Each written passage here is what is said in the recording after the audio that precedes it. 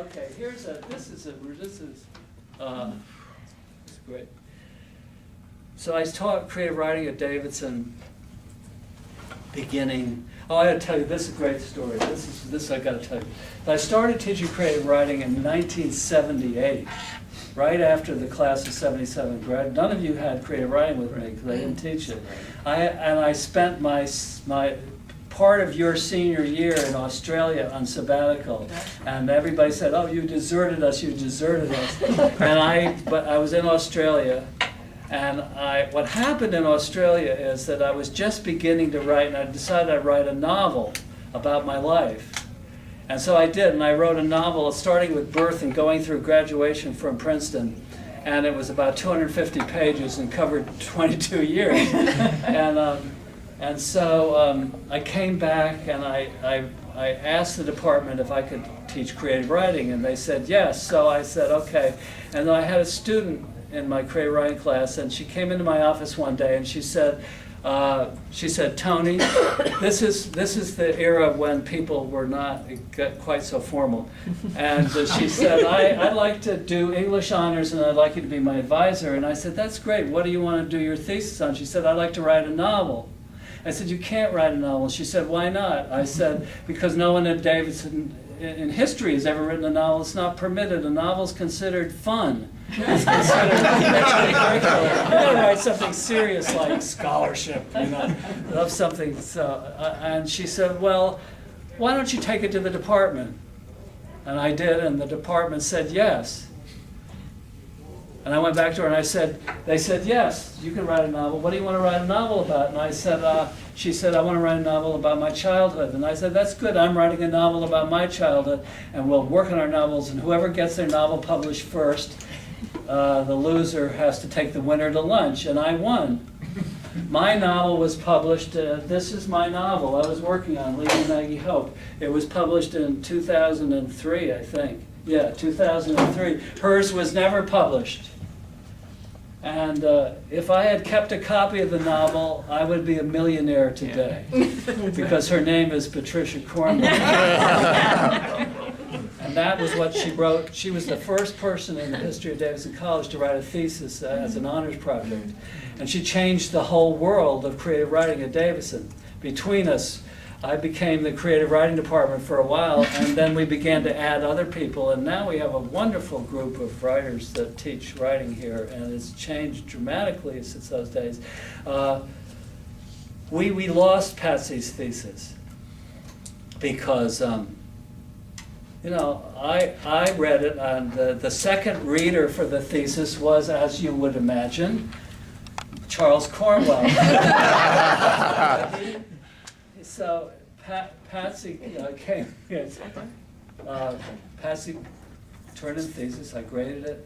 I thought I had given a copy to Frank Bliss, who was the department chair, and lo and behold, years later, when everybody and their brother came down here looking for that thesis so they could read it and write an article, Vanity Fair was just drooling over it, and we couldn't find it.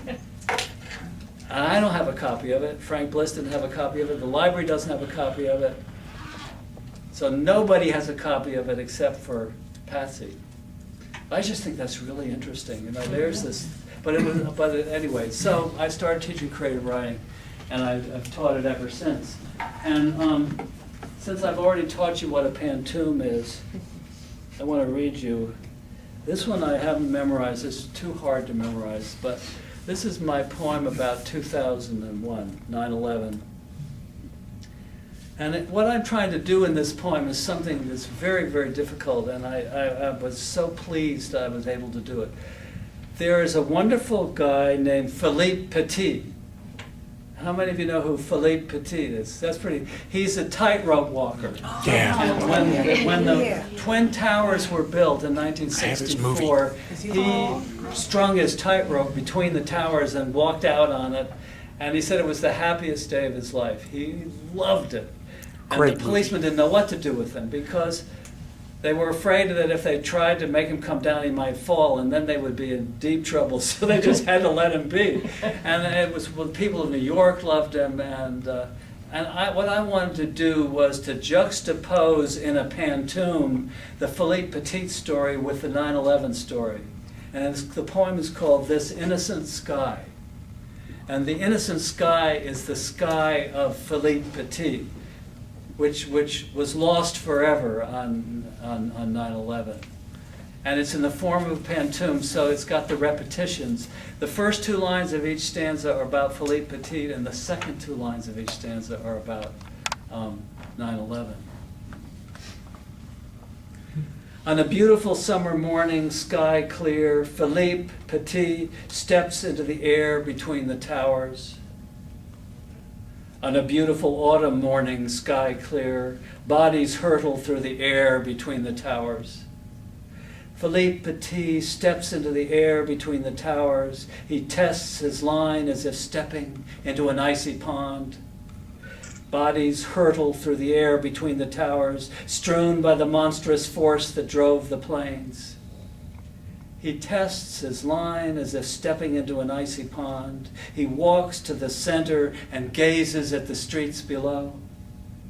Strewn by the monstrous force that drove the planes, survivors cling to the narrow windows with gasping breaths. He walks to the center and gazes at the streets below, then lies down on his line and watches passing gulls.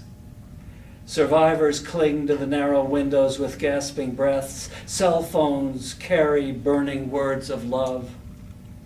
He lies down on his line and watches passing gulls. Polite police on either side attempt to call him home. Cell phones carry burning words of love. Sirens scream from Brooklyn and beyond. Police on either side attempt to call him home. He smiles at them, happier than he has ever been. Sirens scream from Brooklyn and beyond. Masses huddle on the streets, their mouths agape. He smiles at them, happier than he has ever been. He floats beyond time, here in this innocent sky. Masses huddle on the streets, their mouths agape. As the flames pour out, the buildings start to shake. He floats beyond time, here in this innocent sky. Floats for 37 years, his dream preserved, until the flames pour out, the buildings start to shake. The floors implode, dissolve into a cloud of noxious dust. He floats for 37 years, his dream preserved, until on this autumn morning, sky so clear, the floors implode, dissolve into a cloud of noxious dust, where Philippe Petit, on a summer morning, once stepped into the air.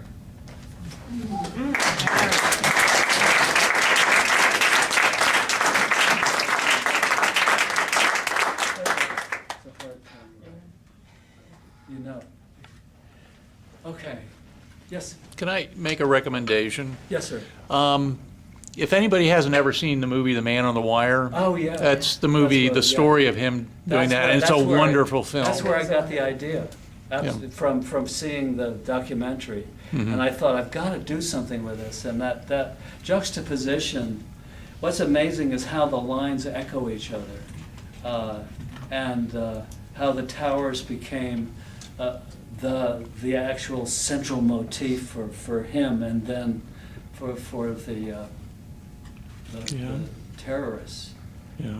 Okay, you need something a little lighter. So this is I love to read this poem, and you'll appreciate this. I got a bunch of poems about the parables of Jesus. And there are 2 kinds of parables, the ones you like and the ones you don't like. The ones I don't like, I rewrite.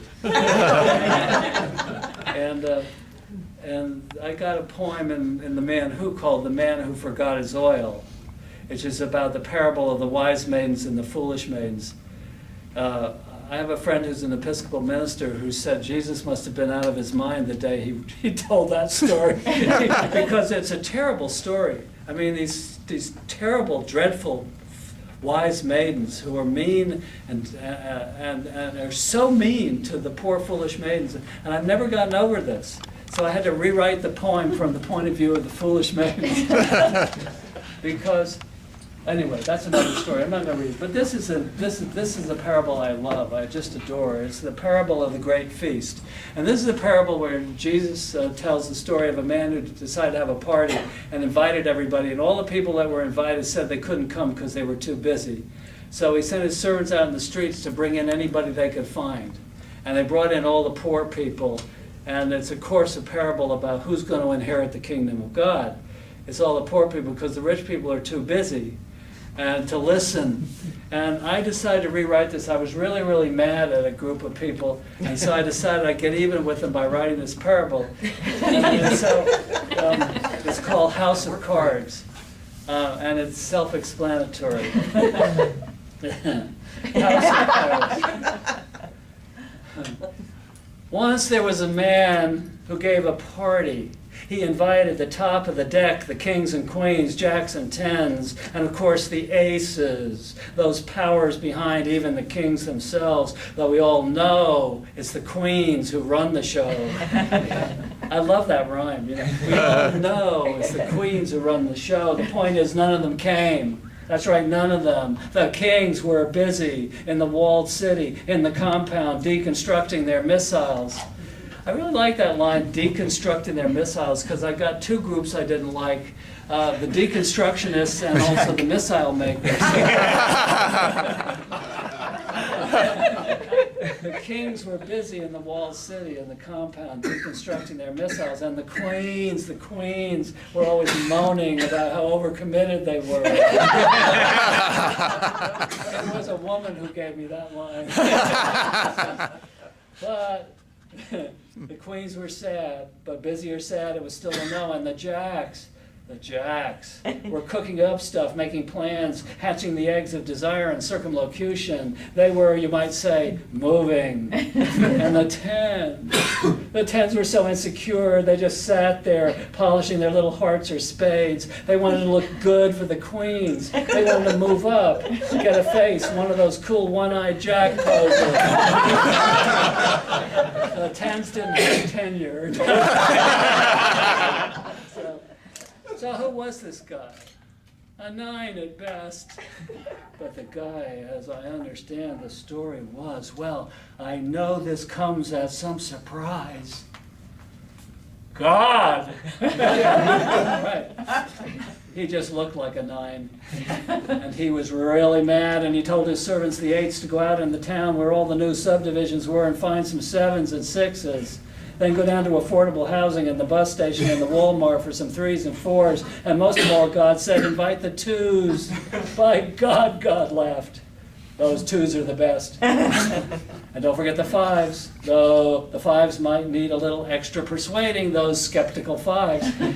I actually had forgotten about the 5s, and then when I remembered them, I couldn't decide what they were. So I had, those 5s might need a little extra persuading, those skeptical 5s. It's lovely to find the 5s that's being skeptical.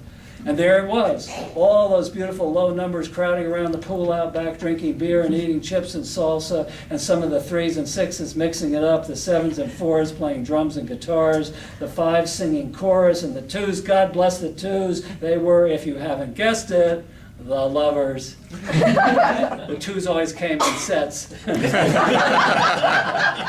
God liked the hearts and diamonds best, but he loved them all. And then at the witching hour, or whatever hour you like, God told some stories and started crying and wiping his eyes because he was so happy to have them all there. And as for the royalty,